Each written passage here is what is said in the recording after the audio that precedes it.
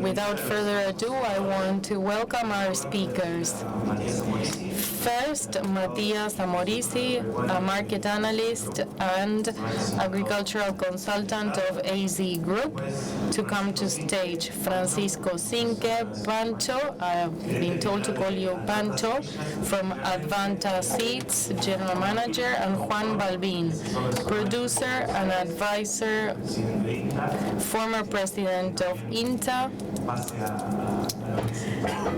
Please come to form our panel. We will share the vision, knowledge, and expertise of these key stakeholders to learn history, present, and future of sorghum. The crop in the last 3 campaigns has been 800 hectares. We expect now 1.2 million hectares of crops this time. And so we now want to make this sustainable in time and go beyond, even further than that, knowing that sorghum is a crop that is promoted by foreign demand. Matías, can you tell us, in just 5 minutes, can you give us a snapshot of the international context of sorghum demand currently?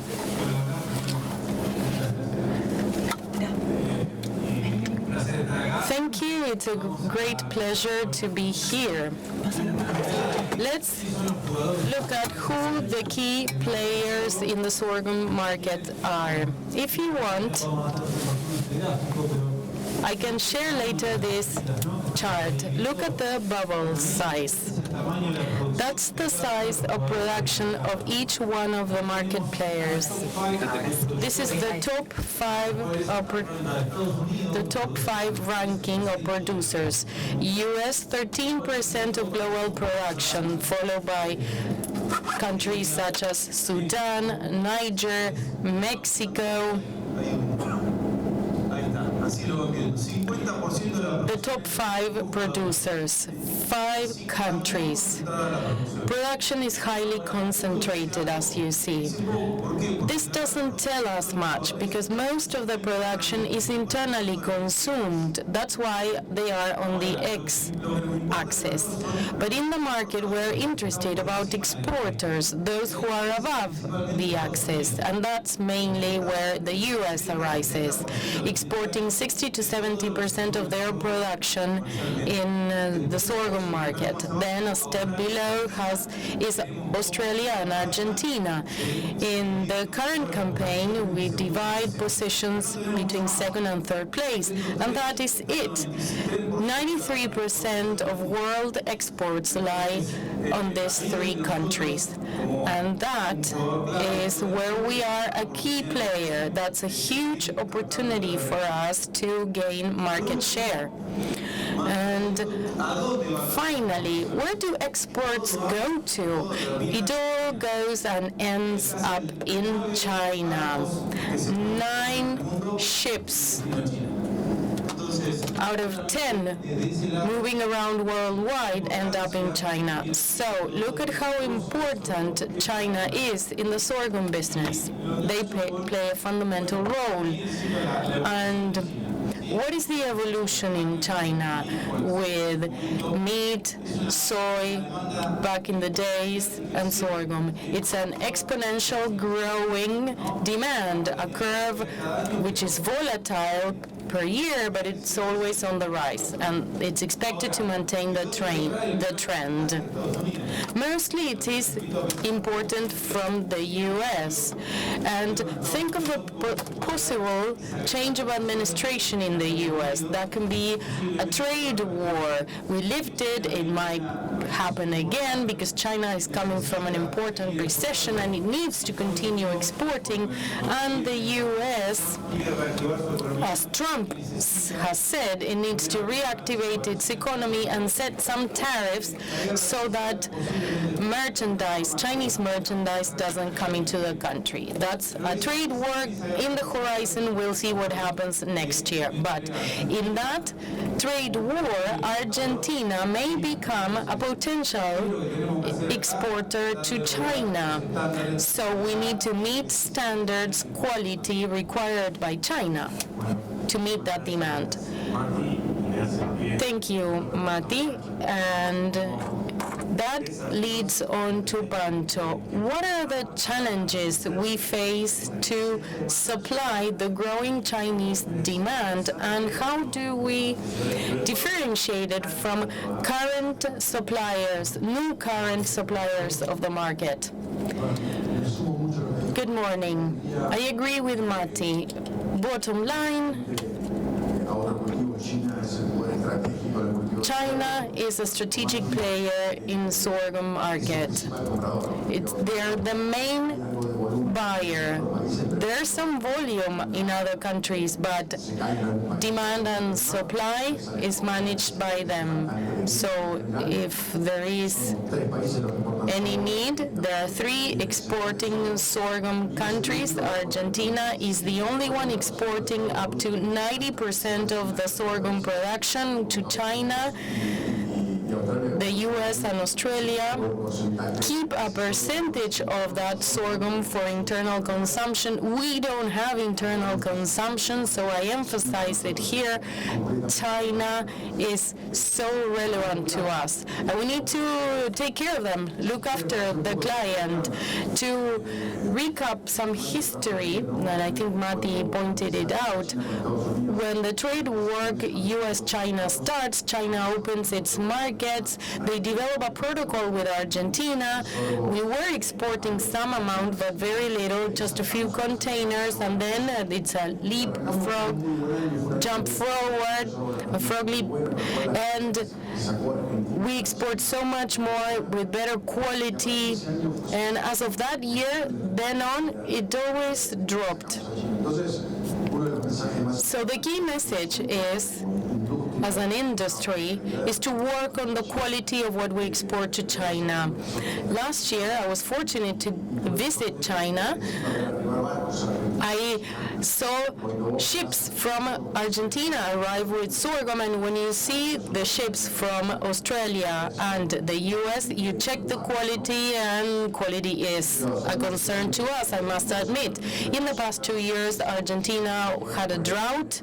Maybe the volumes were not the expected ones, so exporters, to meet agreements, they just sweep the storage house, but that's what they see in China, you see. So in the end, the product is a bit more expensive than for what they buy from the U.S. and Australia because of freight. But if you have a good product reaching the end consumer, it doesn't matter. It's a $20, $30 difference between the Argentine and the Australian or the U.S. sorghum. The Argentine sorghum is very similar to the Chinese one in amount of tannins and weight and color. 100% of the sorghum produced by China is consumed in the baijiu industry. It's a liquor.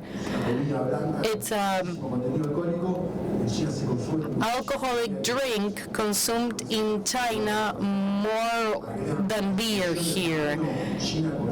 China consumes 5 million tons of sorghum to produce baijiu. So they consume what they produce and a big part of what Argentina ships to them. So Argentine sorghum is on demand, but the Chinese look at volumes, and when they see that our sorghum is more expensive than the competition, in bottom line, they will stop buying from us. So we need to work on that throughout the production chain, improving protocols to be able to ship better sorghum to China and not miss any. The better the quality, the more we can differentiate from competition. If you want, in terms of demand for the future, I agree, we have a good opportunity. We started exporting to China when Trump came up to power. He might be back there too. We will reach 1.2 million hectares of production this year, and that will help produce better quality. We need more experience with the producer, and we're putting emphasis on that. We can analyze that in detail later on, but about a month ago with the AZ team, we had a workshop. It was a landmark for the sorghum production chain to think of the future of sorghum in a 10-year horizon. If don't work on providing stability to a crop, making it a relevant crop in Argentina, we might miss the opportunity. This is the only market available to us now. So producers need to harness that opportunity. It helps with diversification, it helps with climate change in rotation. The benefits are many. Sorghum is 3% of the rotation in Argentina, and we should reach just 4%. It's increasing 1% in rotation so that it becomes a relevant crop and we have a good production to supply China. That is the landscape. That's the challenge we are working on with Advanta. Thank you, Pancho. And now I turn around and I ask Juan. He spoke of the chain, of the relevance of the producers, and the question is, why sorghum? So simple and complex at the same time. Good morning. Thank you. But I'll turn the question around. I was thinking of this. These are the soils that we appoint to sorghum. These are soils on the west of the province of Buenos Aires. Early on, they were depleted by winds and they were covered by Pampean soils. Again, that generates a landscape variability. So you have deep, about 1.5 meters deep. The soils are good, but the limiting condition here is that they do not retain water. Compared to deep soils, they do not hold any water. So the question is, what do we do in these soils? Not just why sorghum, what to do on these soils. De esos famosos festucales con gramón, with the appearance of soybeans, the biology changed too, because the rhizomas generated aeration, and we have soybean summer in these soils. Then we have the second campaign wheat, and then we have the atmospheric blocks that make soy not profitable, and if they drop during flowering, we lose crops. 4 years ago, we decided not to use soy on these plots. The Horquetas and Picasas basins from Pehuajó and Lincoln to Rufino, La Bulache, it's like 2 million hectares on this situation, and they are working with livestock, variability in crops, but they maintain themselves with the good soils. So these soils have to be approached with new technology, and we did that. Villegas was the national capital city of sorghum. That had been abandoned because of pricing and because of weeds. When the first mutation supporting weeds came up, it's a different production. 2 fantastic years growing sorghum.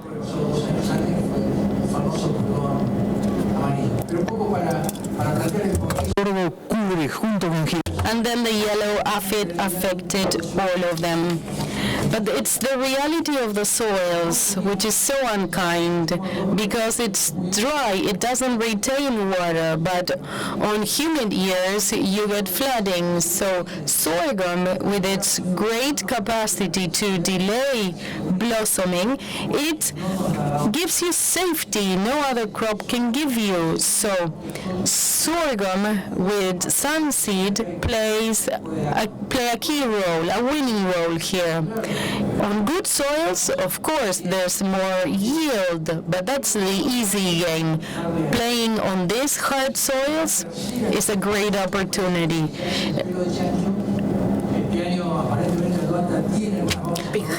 Advanta has some new advantages and innovation on it on hard soils too. But it makes sense in an ecosystem of 800 millimeters. These are challenges that we must be open to. Thank you, Juan. Mati, the question, help me understand what's happening in the internal market. He was telling us about a specific area where sorghum is a great potential, but at country level, what do you see? Well, first, to give you a context about where this campaign is aiming at, we are speaking about three main stakeholders. First, United States, the condition of soils in the United States, the crops. It's now decreasing, the quality. Now it's 50% between good and excellent, so possibly they have a decrease in production. And then we have Australia, where it's more humid, the climate, different from us that we have less rain. So we need to see what happens with the offer between these two players. We know we have some data coming at worldwide level. This is going to be a regular year in terms of production, because we have China, we have potentiality in terms of pricing, and we have seen that it's very much linked with the price of corn, the price of the sorghum. Sometimes it increases, sometimes it decreases, but within this complex group of cereals, we see a market with opportunities for cereal this year. And then in Argentina, we have a scenario where sorghum is probably going to increase, the production is going to be larger, so how we can absorb this potential 5 million tons of production. So that is what we are wondering, faced with the harvest for next year. So export probably will play its role, it's going to increase, probably aligned with everything we have said so far. Internal consumption probably as well. We have 1.7 million tons of consumption this year, probably is going to be over 2 million tons. So we need to see what other demands show up with pig, with chicken. These are two substitutes or two additional elements that need to play strongly in the market. And then, of course, we need to push everything that has to do with demand of biofuel that in other countries is quite active, especially in the United States with the consumption of sorghum for biofuel, and we have to do the same. I think that we had a conversation pending with all the entities and the national government, so with this biofuel national law, we can push this agenda as well. So we have a horizon of opportunities. For the NEA region, this is a region that is going to grow a lot in terms of sorghum consumption. This is a real company. The margins, regardless of the margins, sorghum has opportunities. It is competitive compared to the rest of the crops, especially in the same lot. Saying the same lot for corn is for sorghum, because otherwise we are comparing apples with pears. So for the same lot, I think the potential is quite significant, attractive, and probably we have different areas. Some areas that can adapt better in terms of soil, and others that do not. Having said that, I say we are 1.2 hectares that we were mentioning before, and we were speaking about this turnover of 3%. This is nowadays is 3%. But if everything works out and all these scenarios for demands, for opportunities in Argentina, for growth, and of course other factors that need to align to make this a reality, we can speak in 10 years' time to get to the 2 million hectares of sorghum. I mean, this is obviously a wish, but it can happen because there are certain factors that look quite optimistic, let's say.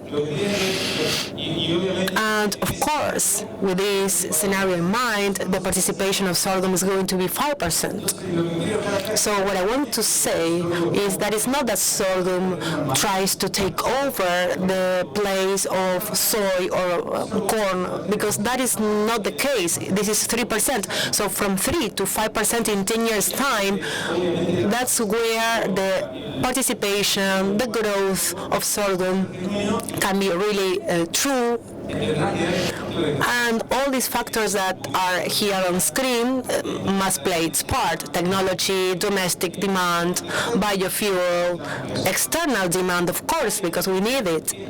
So everything that took place in Advanta a week ago was very positive, because all the links of a chain get together to think how next year we are going to continue working on the growth of sorghum, and not because of the leafhopper or other crops, but that this is really an attractive business for the producer in terms of yield, profit, and investment. So that's where the potential of sorghum is seen. Thank you very much, Matías. These numbers are very interesting, are very optimistic. From 800, 1.2 million, 2 million. So how is the industry preparing, or what does the industry need to do to really face this challenge to get to this number of, in terms of production? Well, the graph that Mati was showing before gives a short answer to that question. Of course, for a seeder to really get a hybrid to the market takes from 5 to 8 years' time to launch it into the market, depending on the size of the program and other factors as well. However, the internal work we have to do, and the external work also, from Advanta especially, to consolidate the 1.2 million hectares, which is not an easy task, of course. We have the leafhopper effect, we have a climatic change effect that is helping us, but now the challenge is to consolidate this new 1.2 million hectares floor. And Advanta is really working on improving the work of the producer. We are going to have an X amount of new producers working with sorghum for the first time, perhaps for the first time, or they have not been seeding it, planting it for 10 years. And the crop, the sorghum crop, has changed a lot. When Juan brought it, sorghum that was planted in Villegas 20 years ago is completely different to the one that is planted today in Argentina because of technology, the plant architecture. We have many types of sorghum in the market. The densities are not the same. The dates, fertilizing, all this management, all this work, we need to learn again. So if we cannot work together with the producer very closely, then we're going to fail, because then we're not going to get to the number we wish. So what Advanta is doing at the moment is working very strongly with the producer. Another thing is we had an internal work in Advanta for the last 3 years. We have seen everything that is related with harvest. We have seen a loss of 16% of harvest, and that has to do with management. What the producer does, what is customary. First, what they used to do was like first soy, then plant corn, and then sorghum for the last instance. And now what we saw, no, this should be different. First sorghum, then soy, and then corn. Then from 16%, I think the average was 5,000 kilos, and that is a lot of money that was lost. 1,000 kilos on the floor during the last 3 years doing this internal work. So we are working very much, focusing on this. Mati was saying 1.7 million hectares, and Advanta from the R&D group is working very strongly in trying to launch new hybrids. And as we said at the beginning, Argentina exports 90-95% of what is being produced. The rest of the countries in the region, they consume, countries such as Brazil, that has a double amount of sorghum than Argentina, and that is all for the local market, not for export. And then it goes to the chicken industry. In the case of Argentina, we have left that path. We have gone to corn. Of course, that has to do with the fact that Argentina, we have better products than the rest of the country. But it's like, okay, we need to really keep China because we have specialty there and we can bring really high value, but we also need to work in the development of products that are not alkaline.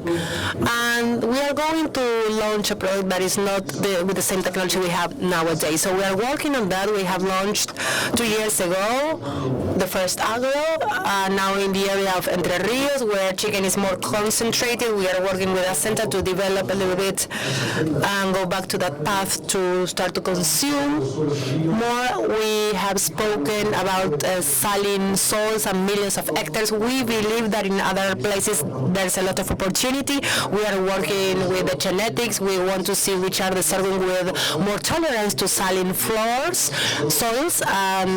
Sorghum resists 3 times more than corn, the saline floors. There we have a big opportunity to add more surface to the market. We are also working with the agro and other technologies as well. We are going to have a lot of stocking, 3 times more stocking of sorghum. The sorghum workshop that we had 3 years ago helped us a lot. We were able to include sorghum in the biofuel law, and we were able to change that in the act after that workshop. That was really amazing. And then from the external side, we need to work on this chain. We need to improve the logistics, the delivery points. I think the price of sorghum is no longer a problem. Juan said, during the last 4 years I've been working with sorghum. I don't have problems with the future. So if we extend the surface, new players will show up, and those players will help us to have a better offer and demand price that is more transparent. And of course, we need to continue working. And from Advanta, we are thinking about all of this to say, okay, I need to map the entire supply chain. I need to extend the size of this cake, but we have the seeders behind us that are selling sorghum, accompanying us with all these initiatives. And really, we are very optimistic. I think we really are going to achieve this number, this target number of 1.7 million tons of hectares. From your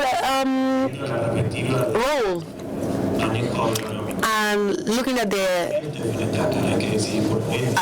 this challenge ahead of you, what do you think? I'm going to start with this campaign. I'm going to launch Sorgo. What are you thinking about?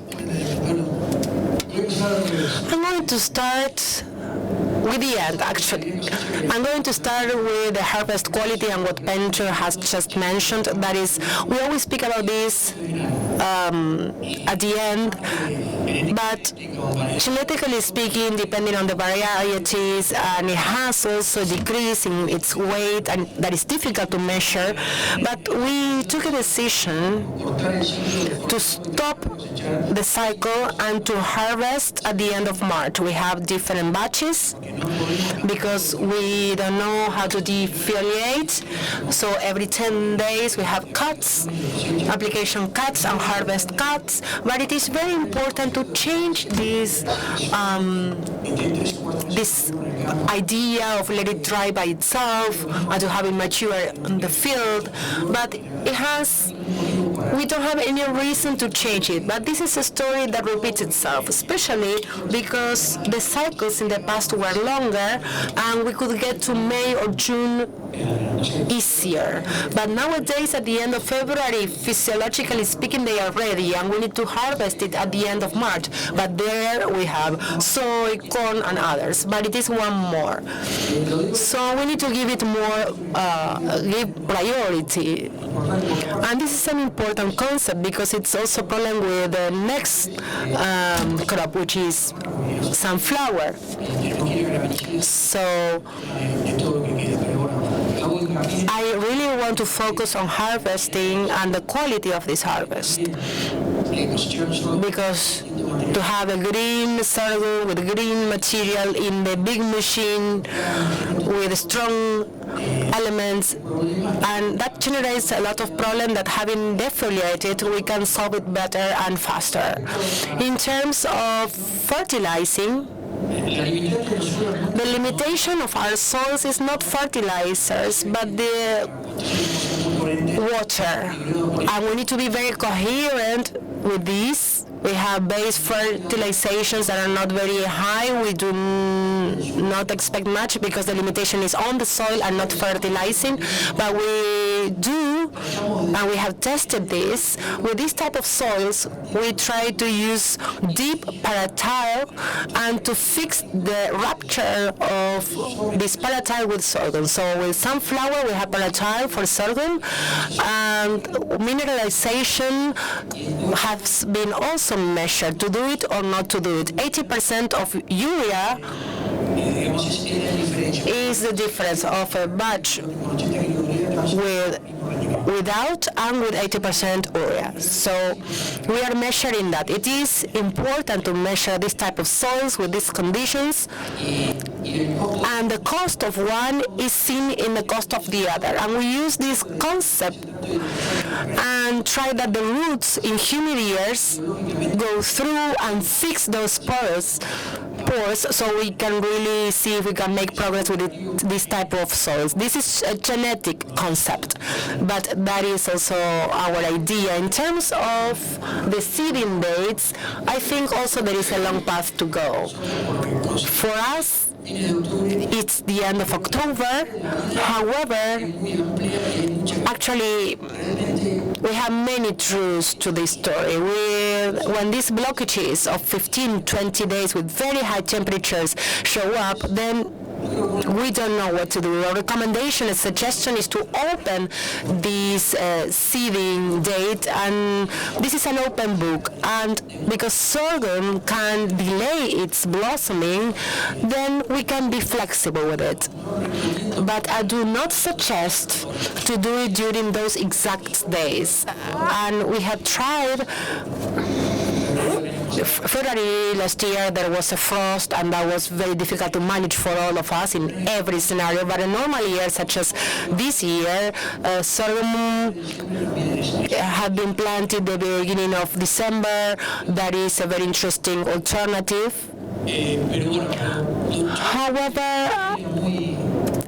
I would not be very limiting in terms of dates, because it depends on the climate, of course. And then for technologies, is it another crop? Of course, it is another crop different from others. And it has a disadvantage that I always speak about the geneticists about it. It has a tendency to flower again, and that really makes maturity difficult because of the soils that are complex. There are some soils that are deeper and more humid, and we need to go to defoliate because otherwise we don't have a product. But the potential is quite big. And The other thing is the possibility to control gramine. We do not do rescue because we don't need it. With marginal,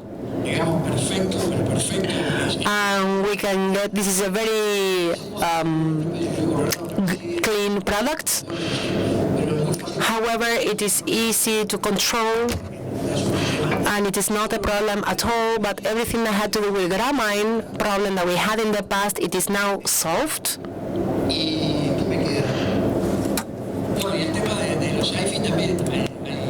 And aphids, last year we tested them, now it's a challenge, of course. The aphid is not solved. From my perspective, it is very complex. It is complex and in the moment of growth. It is an exponential problem, and the problem you have between the application, when you decide the application is going to have place. And the application, it's under very bad conditions with very high temperatures in the middle of the summer, and applications are not very good sometimes. I do not blame the product, but the application, and that is one of the main restrictions that we have. With aphid, we saw a window last year with the exponential growth that the aphid takes on the product. That's where I saw a very big difference. We have been delaying this, and it gives us more time. If we have optimal conditions when it gets to this 100% population, then it goes to 1,000. It's amazing to see how the yellow aphid continues to grow. I hope we have less problems with leaf hoppers, but in 20 days we have the aphid, and I don't have very high expectations. I think these problems here to stay, and we will see it in the future as well. But the aphid tool has changed as well. And I feel, well, we have a different product. We need to think about as a different product. So we need to prioritize monitoring. The stricter one is with sorghum, then we have soy, sunflower, and lastly corn. But with sorghum, 1 time per week is not enough, especially when we get to the thresholds, between the threshold and the colonization, that it's very difficult to control. We have only a few days in the middle, and between this decision to apply and that the applicator really executes this task, then we see whether we can fail or not. US people say that the difference between a good farmer and not are 4 days, and that happens over here as well. We need to speak with the applicators. We need to see who's going to be in charge of it, which are the conditions, etc. In terms of the products, well, we are covered, and always thinking that it's impossible to get to basil leaves with the flowering rate they have. In terms of densities or distancing, 52 to 38, depending on the cedar. We have a good compensation for if we have any harvesting floor. You see them when they originate and how they develop and how they can compensate the level of adaptation with the main leaves of the plant. And then another advantage we have in terms of applications with the black branch, and this is a position problem. We try to do it one way with the application and then to cross it to see how we can cover it more and lessen the impact on the weed, not because of lack of product or quality. It's not easy because coverage is not too much. We have a very good carbon nitrogen combination. And in terms of the roots, if you clean the root of sorghum compared to corn, you can see the difference as well. I was going to take a picture, but I didn't have time. I wanted to see if we could find those perforations in the roots, but I didn't have time. But I do think they exist. increased, because last year with the temperatures that we had and 20 days without rain, it can really take the water, because otherwise it couldn't be possible that the crop was still alive. So Juan, thank you very much. Thank you, Matías, as well. Thank you, Pancho. I think we have had a very interesting panel that allowed us to reaffirm the heading or the title of this panel, why sorghum is a very good alternative for the diversification. So thank you very much, and we will continue with the rest of the panels. Thank you.